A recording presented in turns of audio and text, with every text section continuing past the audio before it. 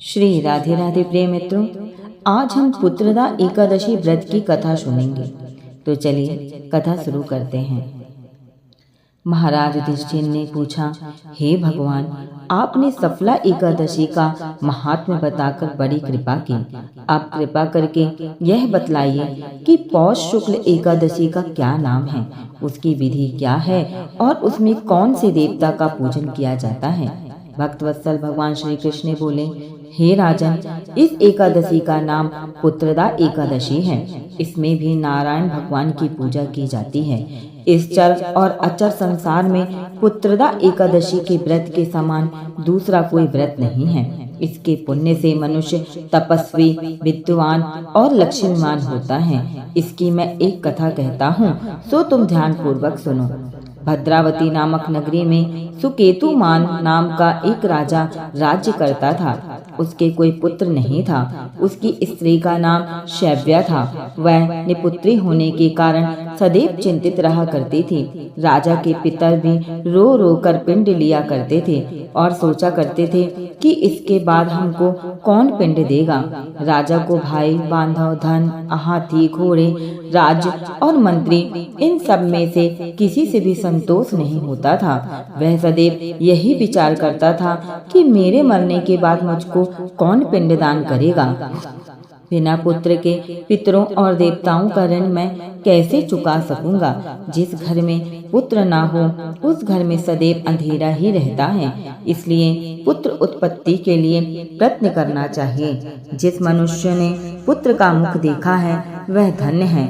उसको इस लोक में यश और परलोक में शांति मिलती है, अर्थात उनके दोनों लोक सुधर जाते हैं। पूर्व जन्म के कर्म से ही इस जन्म में पुत्र, धन, हाथी प्राप्त होते हैं। राजा इसी प्रकार रात दिन चिंता में लगा रहता था।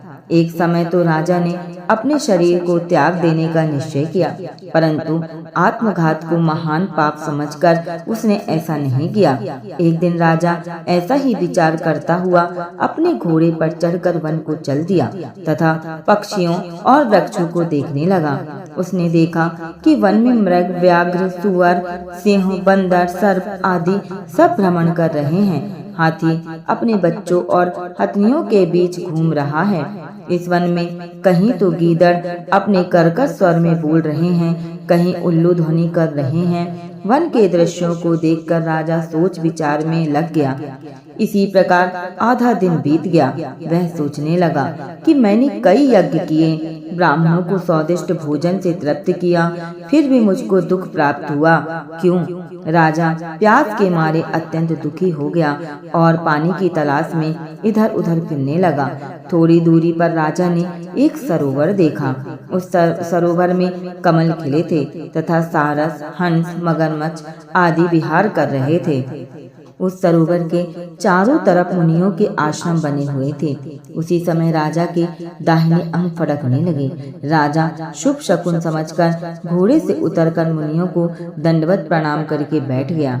राजा को देखकर मुनियों ने कहा, हे राजन, हम तुमसे अत्यंत प्रसन्न हैं। तुम्हारी क्या इच्छा है सो कहो। राजा ने पूछा, महाराज, आप कौन हैं और किस लिए यहाँ आए हैं, कृपा करके बताइए। मुनि कहने लगे कि हे राजन, आज संतान देने वाली पुत्रदा एकादशी है। हम लोग विश्वदेव हैं और इस सरोवर में स्नान करने के लिए आए हैं। यह सुनकर राजा कहने लगा कि महाराज, मेरी भी कोई संतान नहीं है। यदि आप मुझ पर प्रसन्न हैं तो एक पुत्र का वरदान दीजिए। मुनि बोले, हे राजन, आज पुत्रदा एकादशी है। आप अवश्य ही इसका व्रत करें।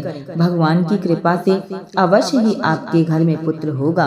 मुनि के वचन को सुनकर राजा ने उसी दिन एकादशी का व्रत किया और द्वादशी को उसका पारण किया। इसके पश्चात मुनियों को प्रणाम करके महल में वापस आ गया। कुछ समय बीतने के बाद रानी ने गर्भ धारण किया और 9 महीने के पश्चात उसके एक पुत्र हुआ। वह राजकुमार अत्यंत शूरवीर, यशस्वी और प्रजापालक हुआ। श्री कृष्ण बोले, हे राजन, पुत्र की प्राप्ति के लिए पुत्रदा एकादशी का व्रत करना चाहिए। जो मनुष्य इस महत्व को पढ़ता या सुनता है उसे अंत में स्वर्ग की प्राप्ति होती है। कथा पूर्ण हुई। जय श्री राधे राधे।